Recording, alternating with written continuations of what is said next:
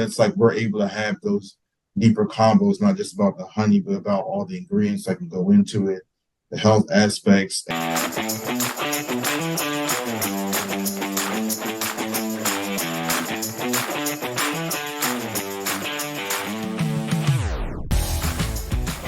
Were you aware of the different varietals in the regions and how that affected honey? Or was that either an educating process? Nope, we knew nothing about that. To be Clueless. Yeah.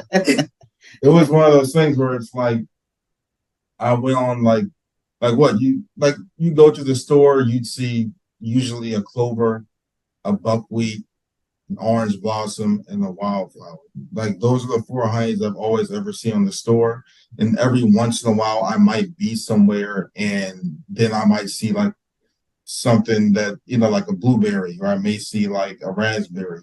But other than that, it's like we knew nothing about the varietals. We knew nothing about how it was even done. Some of it we even thought it's like they were probably adding in whatever that flavor, adding in whatever the orange blossom flavor is, but we weren't pretty much clueless to how intricate and how deep this kind of rabbit hole of honey just kind of goes. So, was a very nice and very informative learning experience for two reasons. One, just so we know and we are, aware of the benefits and can tell our family, but also so we can now, have those kinds of conversations that we wouldn't have had before with our customers. It's not just kind of those, how it's like you may speak to some people about some information and maybe like kind of skin deep, like they're only scratching the surface on that topic, but it's like we're able to have those deeper combos, not just about the honey, but about all the ingredients that can go into it, the health aspects, and then like what to do with it, So it's just, like you had just said, it was a very thorough educational process that we just kind of enjoyed. And even one more thing for me. So even something as a variance from season to season, like literally had no clue, no thought of it. But literally your spring honey can be a completely different product from your fall and your winter honey. It's literally just the amount of moisture that's in the air, and that can even be from location to location. So you've got like spring rains, April showers bring May flowers. Right. Okay, so when those April showers are happening, there's a ton of moisture in the air. And then when you're getting into the fall, and then you're having the bees that are pollinating. When you're getting into the fall, there's a variance in that same region, that same area has shifted the temperature. You're just coming out of 90-degree weather. There's still flowers out.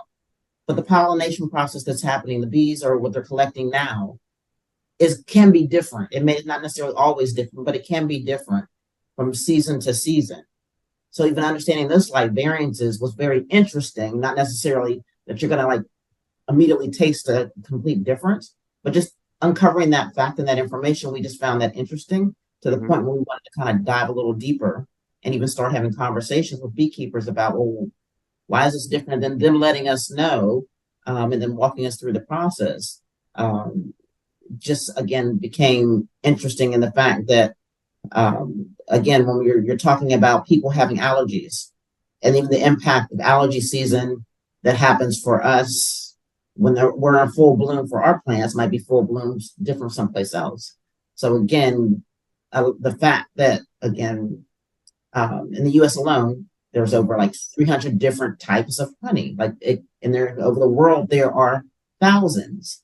Again, and there might not be major variances, but the interesting thing about what we're doing when we're bringing those varietals together in one place is when you actually taste them side by side, there are definite differences that you may never, ever even notice tasting one independent of the other.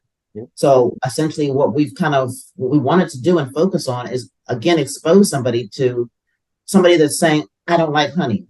Well, you haven't tasted my honey. And just, just allowing them to say, well, you know what? I don't necessarily like wildflower from North Carolina, but I love sage from California. Or, macadamia nut from Hawaii is amazing. And I'm not crazy about blueberry from Maine, but that orange blossom from Florida is simply divine. And I've got to have it for my breakfast muffin. So again, it's bringing all those things into one place, allowing people to see that there are variances, allowing them to have a choice and select something that becomes their personal favorite. And that again gives them options for gifting, and even something as simple as knowing or having a friend that knows that their friend is about to leave, I don't know, Maryland and move to California for work. The fact that I can have a California honey sitting on my table and they can gift their friend that as a going away present is so personal. Yep. That it allows, and so thoughtful, that we've now gotten these bespoke gifts that somebody can create this really, really special present and special package for somebody. So, Monica, Alex, what's the best way to learn more about you? Website, social media, how can we follow you more? And of course, how can we buy your products? I'll start. Definitely the website is the easiest way to contact us.